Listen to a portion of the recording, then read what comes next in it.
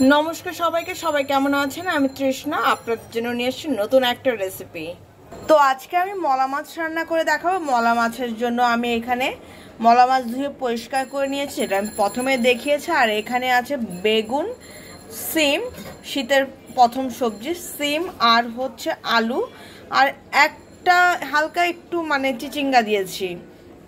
আর এইখানে কেটে রাখা আছে পেঁয়াজ, ধনে পাতা আর কাঁচামরিচ। আর ফোড়নের জন্য আছে এখানে রাঁধুনি আর কালো জিরা। চলো এখন আমরা রান্নায় চলে আসি। প্রথমে আমি কড়াইতে তেল দিয়ে দিলাম মাছটা রান্না করার জন্য। ছোট মাছ, খুব বেশি তেলের প্রয়োজন নেই, তো তেলটা গরম হতে থাক। আর ছোট মাছটা এখানে আমি হালকা একটু তেল, লবণ আর হলুদ, এবার এটাকে মাখিয়ে নেব। দেখো মাছটা কিন্তু খুব সুন্দর মতন আমি মাখিয়ে নিয়েছি। এখন মাছটাকে আমি হালকা ভেজে নেব। মাছ ভাজার জন্য কড়াইতে তেল গরম হয়ে গেছে, এখন আমি মাছগুলো ছেড়ে দেব।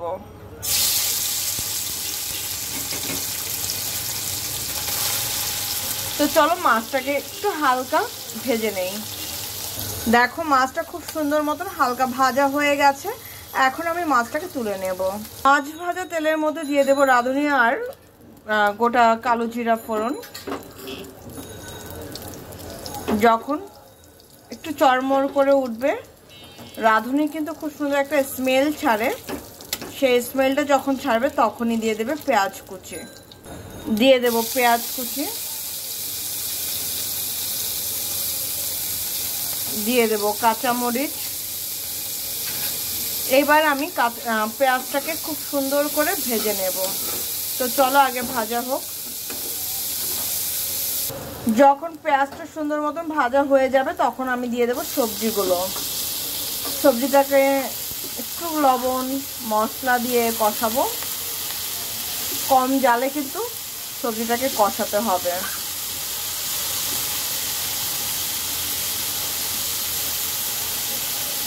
আগে প্রথমে একটু নেড়ে দেই। এখন আমি এক এক করে মশলাগুলি দিয়ে দেব। দিয়ে দেব স্বাদ অনুযায়ী লবণ, দিয়ে দেব 1 চামচ হলুদের গুঁড়া, আধা চা চামচের মতন ধনে গুঁড়া। এইবার আমি এটাকে খুব সুন্দর করে মিক্সড করে দেব। মিক্সড করে আমি কম আঁচে এটাকে সুন্দর করে ভাজা ভাজা করব। দেখো সবজি থেকে কিন্তু খুব সুন্দর একটা জল উঠেছে, এই জলটাও থাকবে না, আর সবজিটা ভাজা ভাজা হয়ে যাবে। দেখলেই বোঝা যাবে যে সবজি থেকে যে তেলটা দিয়ে রান্না করছি সেই তেলটাও ছেড়ে দেবে। তো চলো এখন এটাকে ঢেকে দেব।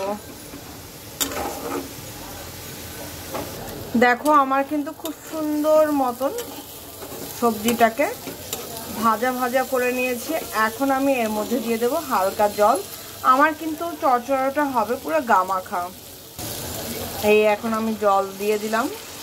খুব বেশি জল দেব না, শুধু মাছ, আমার তো সবজিটা ভাজা হয়েই গেছে, শুধু মাছটাকে সেদ্ধ করার জন্য যতটুকু জলের প্রয়োজন ঠিক ততটুকুই দেব।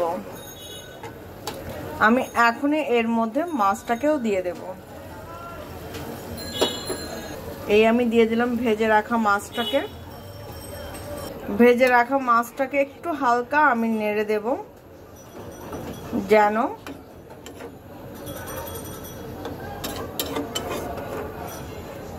সুন্দর মতন সব দিকে মাছটা থাকলে হালকা করে দিলাম, মাছটাকে সেদ্ধ হবে।